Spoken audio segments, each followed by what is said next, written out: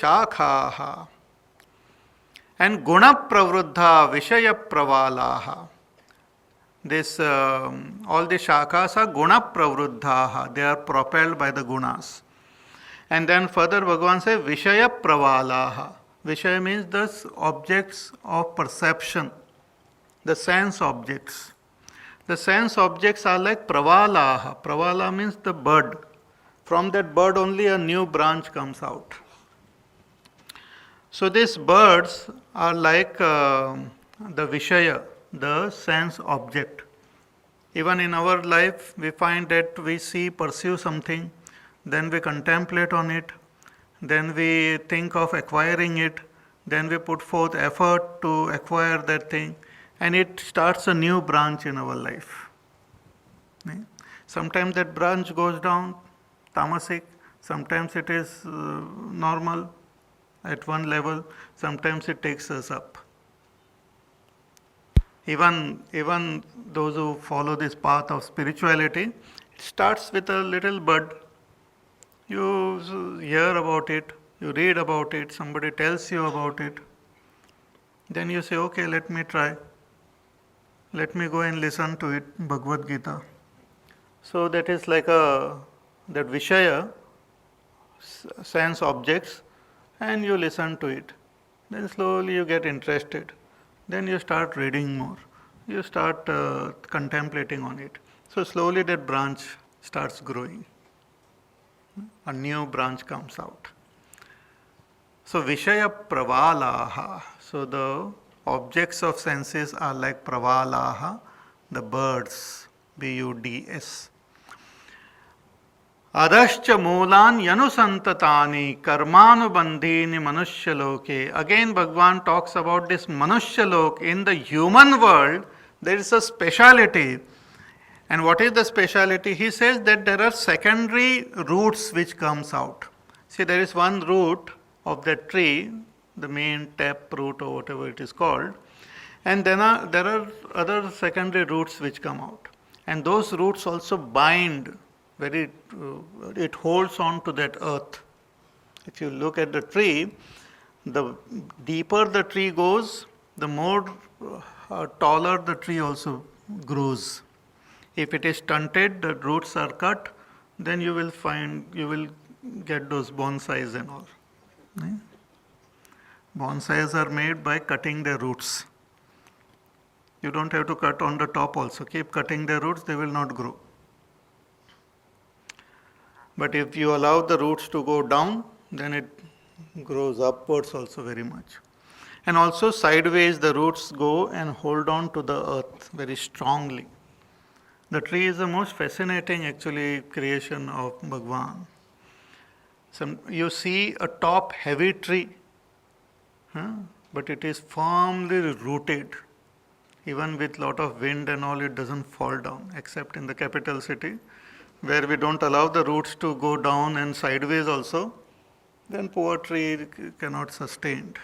But if you just leave the tree alone and let the roots go deep and sideways, it will hold on to that earth with so much of power that nothing can shake it.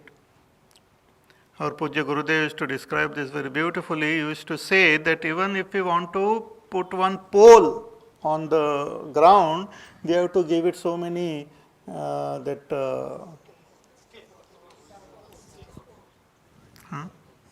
support to it.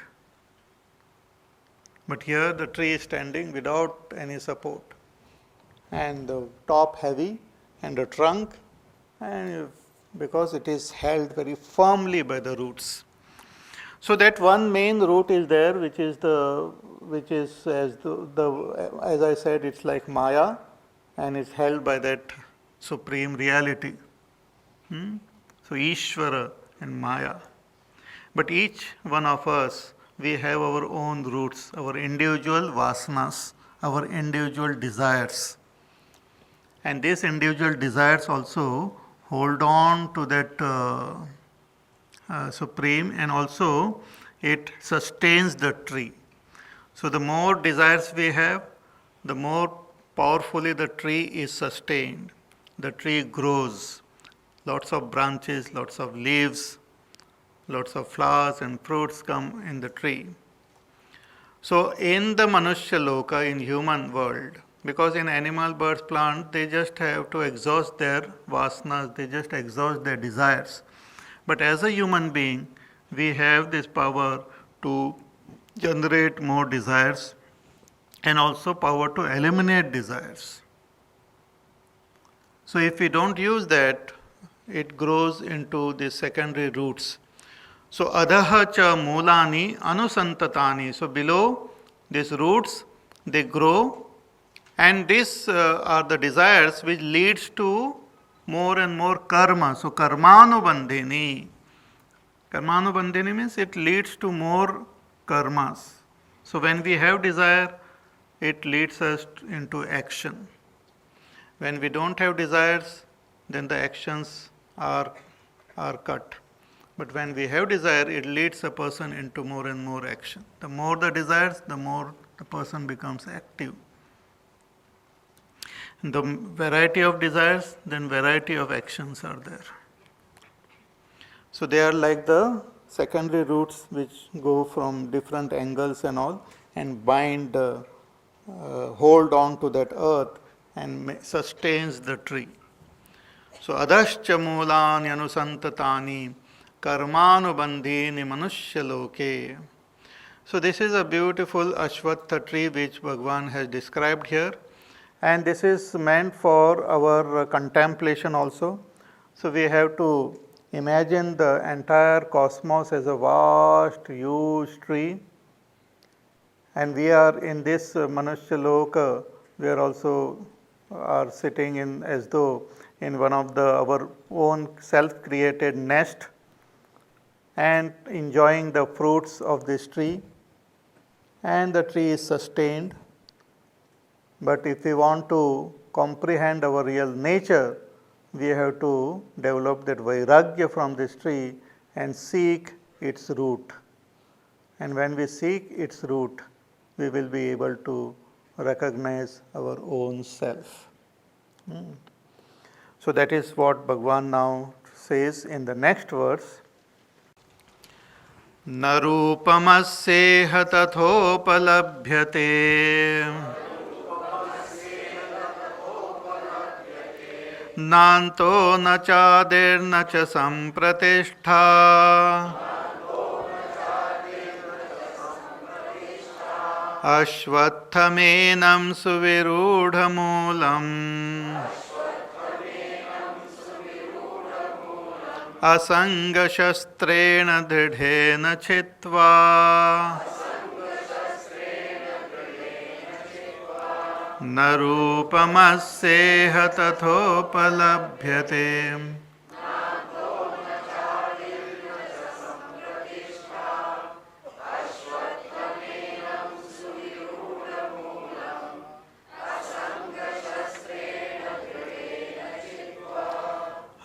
Bhagavan says this tree which I have described, one is we don't have to go in search of this tree in some forest and all. Many people, they take the whole thing very literally and try to look for such a tree. And you find such trees actually. You find some trees which it looks as though their roots are above. Especially when all the leaves and all fall down, it looks like an inverted tree only. But Bhagavan says you won't find this tree, so don't go looking for it. He says, na rupam asya iha tatha upalabhyate. If the form of this tree is not available for you to see, means it constantly changes, and we will not be able to catch hold of this tree. Before we can catch it, already changes. Bhagavan says you will not be able to find the beginning of this tree, you will not be able to find the end of this tree, and you will not be able to find the middle portion of this tree. Na rupam asyeha tatha upalabhyate na cha antaha na adihi na cha sampratishtha. It's like the snake on the rope. So when you are not able to see the rope, we see the snake. But if you want to find out the beginning, the middle, or the end of the snake, we will not be able to find, because it is not really there. It is not there. In fact, the most strangest thing about this world is, though it is experience, we cannot hold on to it. We don't know what it is. We can't find its nature. Even science, when it tries to understand this world, the more it goes into it, the more it seems to be very mysterious. In the good old days, science thought that if we can understand the smallest particle of this world, we will be able to understand the world. So they somehow found out that everything is made up of atom. Then they discovered that atom is also made up of parts. And you go into it, then that is also made up of parts. Finally, you come to know that all this is something energy only. And all these particles are very strange. They exist in the most strangest, and they depict the most strange qualities also. Sometimes the particle exists at two different places at the same time. They exist for a short period of time. They just appear and then disappear into some other world as though. So, Bhagavan says, this is the nature of this world. You will not find its beginning, you will not find its middle, and you will not find its end. Means only if you try to understand the world itself by itself, you will not be able to comprehend it. It's like our dream. We can experience the dream, but if you want to find out the beginning of the dream, in the dream, the middle of the dream, the end of the dream, it's not possible. You do a lot of research in your dream and you will not be able to understand what is this dream.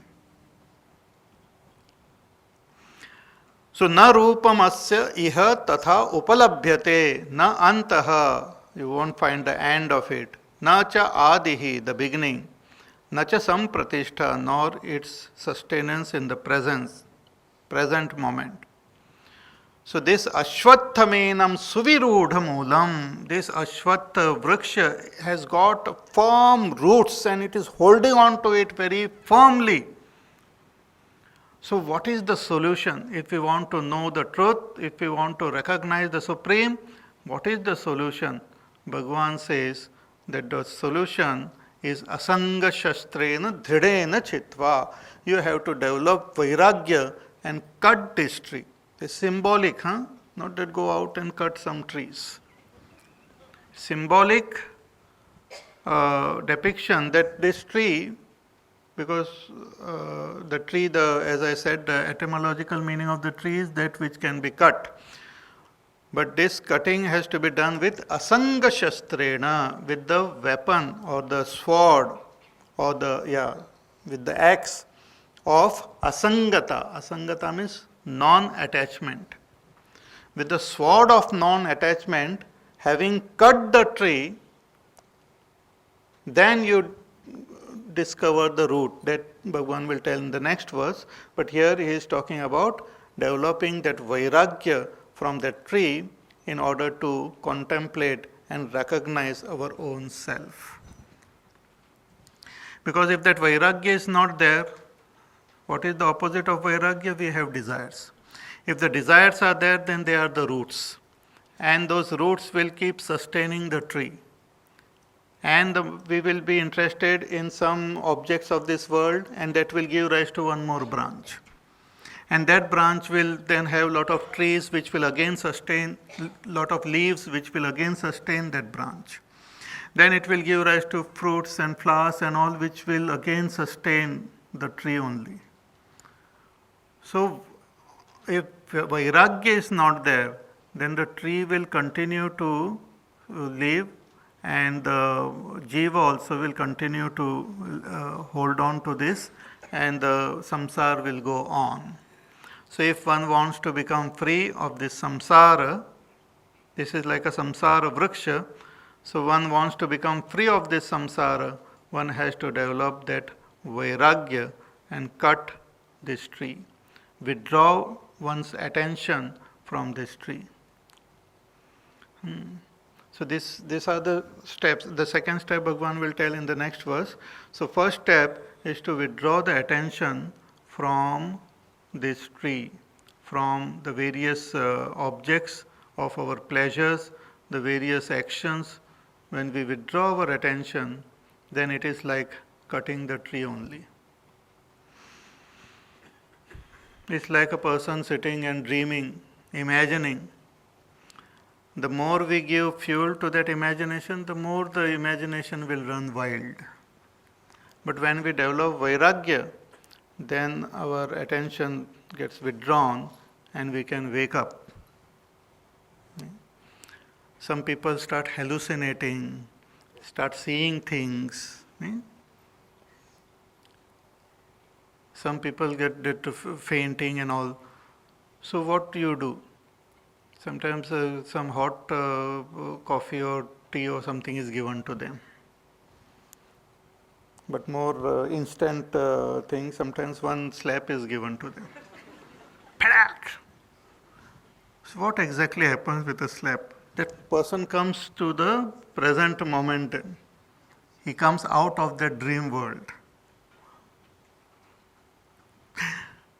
झटके से आ जाता है. Similarly, Bhagavan says that if you want to recognize your real nature, you have to snap out of this world by developing vairagya. Asanga shastrena dhridena chitva, with a firm resolve, with the sword of vairagya, you cut asunder this tree. See, vairagya is various stages of vairagya are there. First stage, vairagya happens when we see